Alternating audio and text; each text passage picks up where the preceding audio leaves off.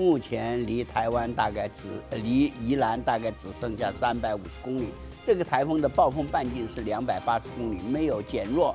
它的近中心最大风力是16级，也没有减弱。最大阵风17级，也没有减弱。走的速度一样，每小时30公里往西北西的方向移动。最接近台湾的时候是在这个地区，也就是离这个地区是离台湾最近的时候。到了这个时间，大概是晚上2点钟左右。这个时候对台湾来讲，风大雨大，而且大部分的雨都下在雪山以北地区。那么山区的雨量，中央气象局的预测可以到达500毫米，大概累积最多的雨，也就是这一段时间。所以这个台风到这个地方的时候是最严重的时候。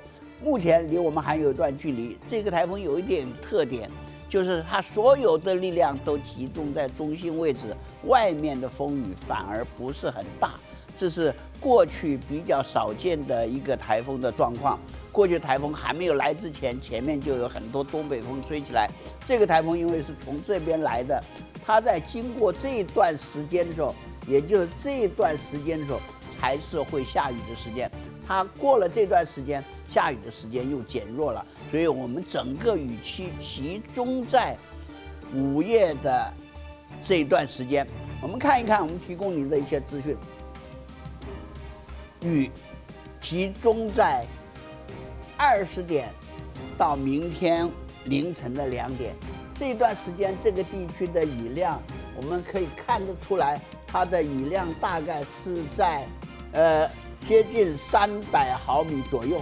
这样大的雨量接近在这个地区，当然是短时间内下这么多雨，那就很恐怖。我们所有的雨，假设慢慢的堆积，反而好一点。假设完全集中在一个时间去下，那当然有一些地方河川的喘积呀、坍方啊，通通都会集中在这个地方。所以我们前半段的雨不多，后半段的雨也不是很多。到了明天8点到14点以后，雨量反而减少了，因为吹的是西南风，大部分的雨是集中在这个区域。所以这个台风是围到台湾转一圈。我们看看我们提供您的其他的资讯。中央气象局预测台湾北部山区的雨量是500毫米，也就是你看500毫米，500毫米大概都是在苗栗以北的山区。那么这个雨量就是说，在山区算是蛮大的，重点是平地的雨量也有400毫米，这是非常强的一个雨量，因为它在短时间之内下这么多雨，有很多地方都是宣泄不及的，就是单位时间里的雨量太大。我们再看一下它的阵风，中央气象局预测它的阵风到12级，也就是说最大阵风在北部是12级，12级是相对的是蛮大的。因为台风在5月以后，正好是接近台湾最近的时候，而且吹的又是西北风。那么从西北风从淡水河灌进来，所以北部的风是比南部、比中部要来的大的很多。这是另外一点。再来就是说，它在5月的时候有11级的阵风。这种阵风讲起来，大家都说哎几级好像不怎么样，但是它吹起来还是蛮恐怖的，这是大家要注意一点。我们再看一下整个台风会下雨的状况，我们有几个时间，一个就是3点钟，我们看到这个大雨大概都是在这个区域，也就是刚才我们看到那个最大雨量的区域，时间也就是在这个时间。